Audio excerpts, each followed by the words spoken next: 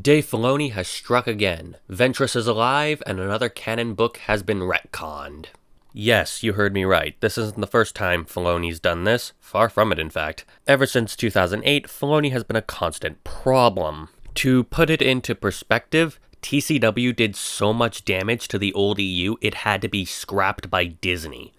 I'm not here to argue which continuity is better.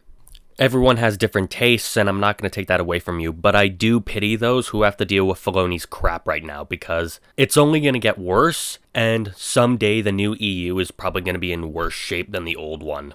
I'm not saying the older EU was perfect, but before Filoni, it was far better off before he came into the picture.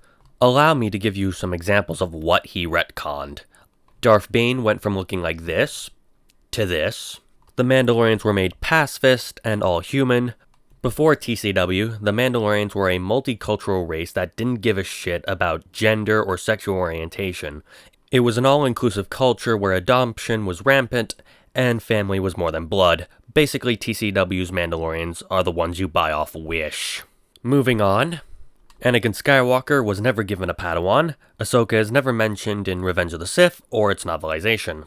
Also, TCW has Anakin's knighting 2 months after the Battle of Geonosis, when in reality it was 2.5 years. Yes, they went ahead and pressed the fast forward button on his character development.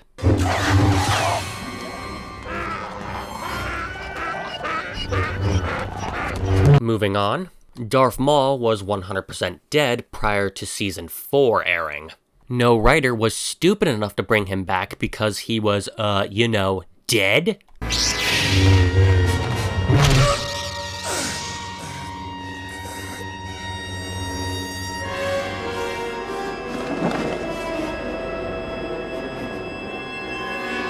Just so you know, the Infinities comic, Old Wounds, was never canon because it was part of Infinities, which was non-canon material. TCW also gave the clones brain chips that make them follow Order 66. Aside from being the biggest cop-out I've ever seen, this also goes directly against the movies as seen in Attack of the Clones.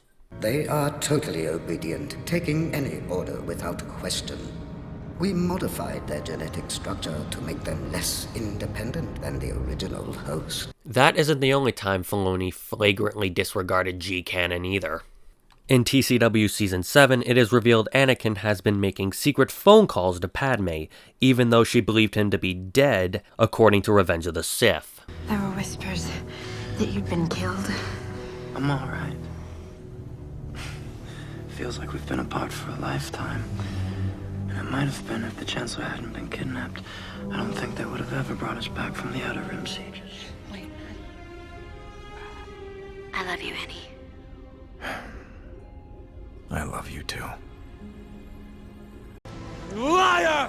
As I said before, this isn't his first time doing this sort of thing. He's even gone as far to brag about it. What, do you think Ahsoka's gonna live through Clone Wars, or am I gonna change continuity? You can do whatever you want. It's your show, dude. Oh, that's true. That's true. I could do that, couldn't I? Well, who knows? It's all up for grabs. This is the supposed savior of Star Wars, ladies and gentlemen. Even watching this makes me sick. If you really want to see how far the rabbit hole goes, I highly recommend the video Why TCW Doesn't Fit into Legends by Captain Fodor. Links in the description below. Thank you for watching and have a nice day.